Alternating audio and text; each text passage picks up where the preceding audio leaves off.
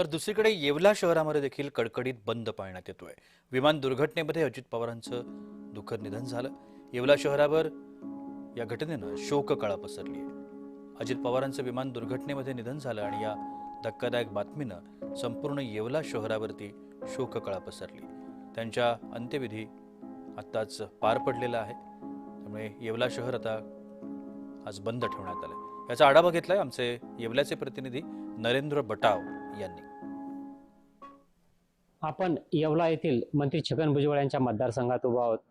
काल उपमुख्यमंत्री अजित पवार यांचे विमान दुर्घटनेत निधन झाले। आपण बघू शकता की सध्या मी येवल्याच्या मध्यवर्ती भागात उभा आहोत आणि तुम्ही पाहू शकता की मागे संपूर्ण बाजारपेठ आज बंद आहे।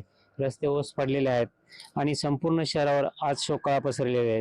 अजित पवार यांच्या विमान दुर्घटनेत दुर्दैवी अंत झाल्याने येवला शहर अक्षरशः आता स्तब्ध झाले आहे।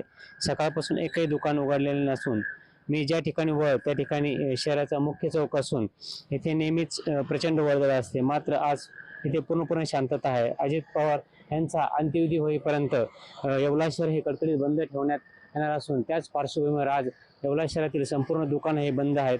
व्यापारी महासंघाच्या वतीने असे आवाहन करण्यात आले होते, त्या आव्हानाला येवलेकरांनी प्रतिसाद दिल्याचे यावेळी दिसून येत आहे। नरेंद्र बटाव, जय महाराष्ट्र न्यूज, येवला।